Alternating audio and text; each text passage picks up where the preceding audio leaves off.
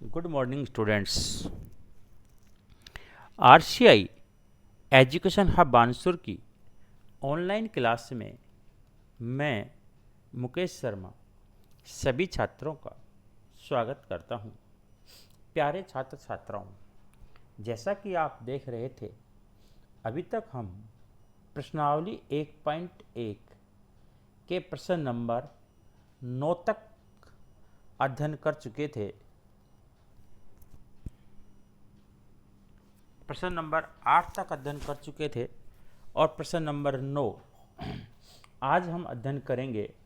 प्रश्न नंबर 9 कहता है कि क्या 3 सही 1/3 का गुणात्मक प्रतिलोम 0.3 है, क्यों है या क्यों नहीं है। देखिए यहाँ पर क्या कह रहा है कि है या नहीं, पहली बात तो ये। दूसरी बात, है तो क्यों और नहीं है तो क्यों नहीं। अब ये हम तभी बता सकते हैं जब हमें ये मालूम पड़ना चाहिए कि गुणात्मक प्रतिलोम किसे कहते हैं। गुणात्मक प्रतिलोम का अर्थ क्या होता है।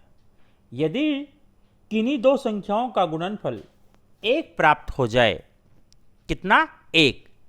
दो संख्याओं का गुणनफल 1 प्राप्त हो जाए तो प्राप्त संख्या एक दूसरे के गुणात्मक प्रतिलोम होती हैं, अन्यथा नहीं होती है। तो देखिए क्या है, 3 सही 1/3 को सही मेटेंगे, साधारण भिन्न में बदलेंगे, 3 तिया 9 और 1 10/3। और दूसरी संख्या क्या थी? 0.3। अब इन दोनों का गुणनफल करते हैं, 10/3 गुणा 0.3। अब हमें पता है कि 0.3 का दशमलव घटाना बहुत ही आसान सा काम होता है। कैसे उठाते हैं? पॉइंट को उठाते हैं बटे में, पॉइंट के बाद जितने भी पॉइंट का एक जितने अंक होते हैं उतनी से ऊपर, यानी पॉइंट के बाद कितना अंक है? 1, यानी 3/10। 10 से 10, 3 से 3, क्या आया? 1। अर्थात क्या क्या 3 सही 1/3 का गुणात्मक प्रतिलोम कितना है? 0.3। क्यों? क्योंकि दोनों का गुणनफल जो है वो कितना आ रहा है? 1। यही गुणनफल अगर -1 प्राप्त होता तो दोनों गुणात्मक प्रतिलोम नहीं होते। ये था हमारा प्रश्न नंबर 9। अब देखिए प्रश्न नंबर 10, क्या कहा गया है? ऐसी परिमेय संख्याएं जिसका कोई व्युत्क्रम नहीं है। ऐसी परिमेय संख्या जिसका कोई व्युत्क्रम नहीं है कौन सी होती है? 0। क्यों? बाकी सबका व्युत्क्रम होता है, 0 का जो व्युत्क्रम होता है क्या? 0/1 का व्युत्क्रम क्या हो जाएगा? 1/0। और जिसका मान क्या होता है? अनंत, आज तक, यानी अपरिभाषित होता है, जिसके मान को हम परिभाषित नहीं कर सकते। अर्थात 0 का कोई व्युत्क्रम नहीं होता है। परिमेय संख्या जो अपने व्युत्क्रम के समान है, 1 और -1, दो संख्याएं ऐसी होती हैं जो अपने व्युत्क्रम के समान होती, क्योंकि 1 का व्युत्क्रम करेंगे 1/1 यानी 1 वही आएगा, इसका करेंगे -1 का भी वही आएगा, -1 आएगा। एक अगला सवाल देखिए, परिमेय संख्या जो अपने ऋणात्मक के समान है। आप ऋणात्मक का अर्थ जानते हो ना? क्या अर्थ होता है ऋणात्मक का? माइनस की संख्या, यानी जो अपनी माइनस का मान भी प्लस के मान के बराबर हो। और वो आप लोग जानते हैं मात्र एक संख्या ऐसी होती है जो अपन उसका मान ऋणात्मक मान के समान होता है, वो क्या होती है? 0।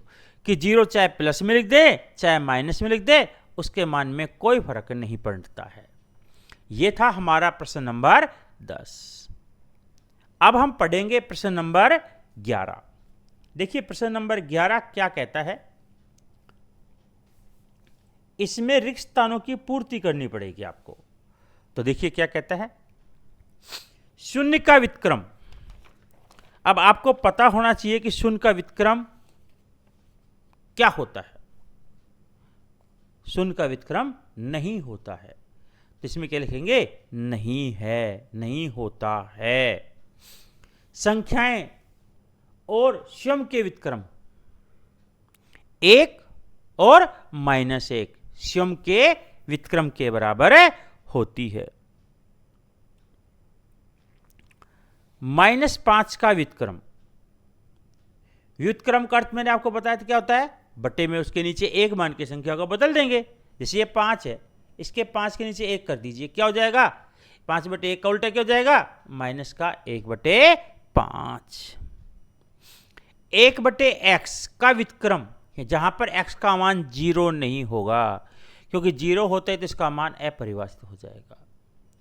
तो 1/x का जो हो जाएगा वो क्या हो जाएगा, x। दो परिमेय संख्याओं का गुणनफल हमेशा परिमेय संख्या प्राप्त होती है। किसी भी धनात्मक परिमेय संख्याओं का व्युत्क्रम धनात्मक प्राप्त होता है, ऋणात्मक का ऋणात्मक प्राप्त होता है। ये ध्यान देने योग्य बात है। इस प्रकार से हमारी यह प्रश्नावली पूरी होती है। अब विशेष ध्यान देने योग्य बात, प्रश्नावली 1.1 संपूर्ण हो चुकी है। आपको इन प्रश्नावलियों का गृह कार्य करना है होमवर्क की कॉपी के अंदर, जिसको समय पर आपको विद्यालय में जांच कराने के लिए आना होगा। धन्यवाद।